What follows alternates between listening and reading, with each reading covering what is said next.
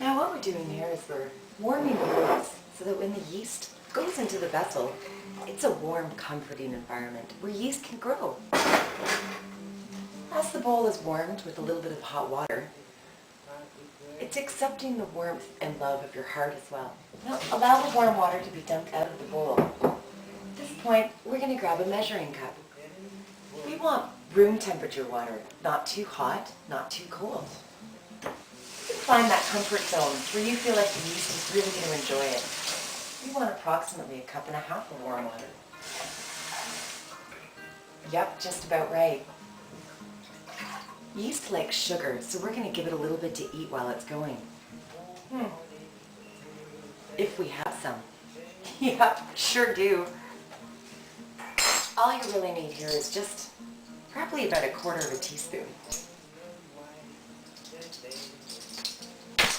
Super.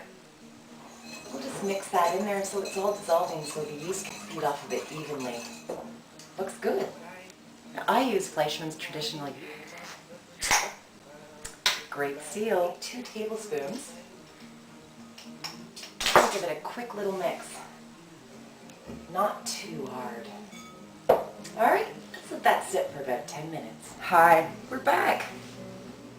Now in this bowl, we've just got a really nice yeast mixture going. Look at that, frothy, delicious, and lovely. Now what we want to do next is mix in some rye flour, also some regular flour. I'm going to start with the rye. I usually use your average coffee mug. This is about 1 cup. Start off with 1 cup of rye flour. Now we're going to add a little bit of white flour, just about 1/2 cup. Going to add a little more rye. There it is, that thick porridgey texture we're looking for.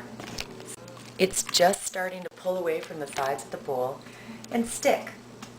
Now you want to get most of it down the sides into the center, just so that you don't lose a lot of the goodness on the edges. Life's kind of like that too, hey? We're just going to loosely cover that with a pellicule, and we're going to give it a little jacket to keep it warm. See, in about 1.5 hours. Okay, so we've let it rise. Now you can see we have this fine, spongy sort of texture. Look at that. It's just like an ocean coral. We're going to add about 1 cup of water. Just pour that right in there. Don't be afraid of mixing it up. Add 1 tablespoon of kosher salt. No, it's not just because I'm part Jewish. It's actually one of the better salts to use in breads. Now we're going to mix that around a bit. Here's an old family secret. Add 1 tablespoon of mayonnaise.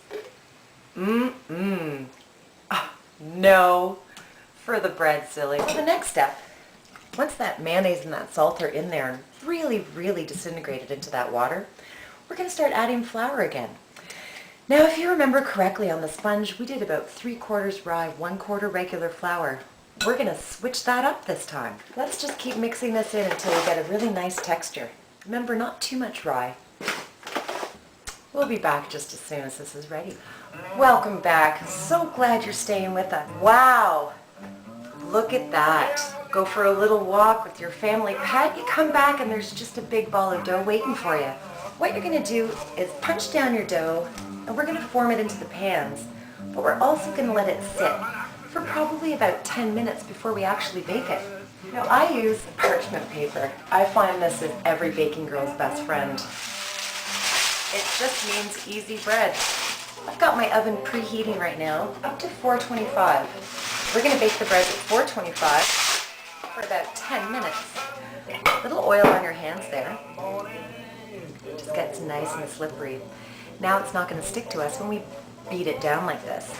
Now I've left this dough fairly wet, because what I'm looking for is a really oily, wonderfully bubbly loaf. And I'm not going to work it too much, because you want to really hang on to that texture that you've got going from the rising. So I'm just going to lightly separate this in 2, drop it into the pans over here, and there we go. Look at that. It's a nice, wet, jiggly loaf. I didn't tell you about this. We were working this one on the side. It's a little drier. This one I actually took out of the bowl, and I kneaded it on the countertop. So we're going to punch this down now as well. And I'm going to work this one a little bit more. The point of this is that I'm going to bake half of this, but I'm going to save half of this for a pizza dough. There we go. So here's another dough. It's a little bit harder. Let's just let them rest for a minute and then we'll bake them. Fucking cooking shows, Jesus Christ. I want to do this. 5 more minutes.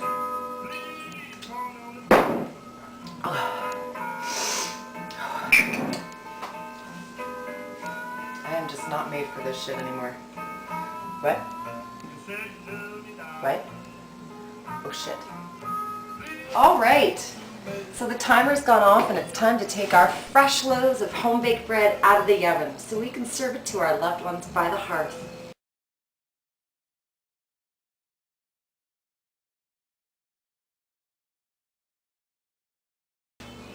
Oh, wow. Gee, kind of almost like grandma's.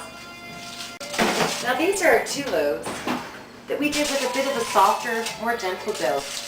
Remember, we hadn't quite filled up the pan, so that's about the perfect size right there. Gosh, who could that be? Sorry about that. That was my gynecologist. Wow. Now look at that loaf of bread. Remember we had one that was a little harder in texture? You're quite something. Now what I'm going to do is let these sit in these pans and just sort of relax for a minute before I take them out of their pans to cool on a cooling rack. So we're flipping the loaves out of the pans. I usually put them with the tops down and the bottoms up, just to let them dry for a while. This can help the bottoms get nice and crispy.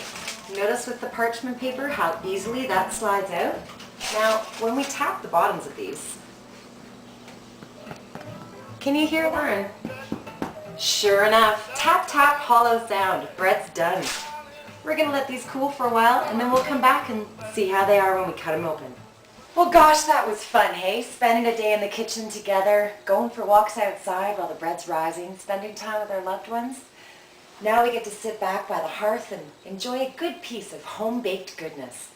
Until next week when we stuff a chicken inside the ass of a duck. Have a great holiday season. All the best. Cheers.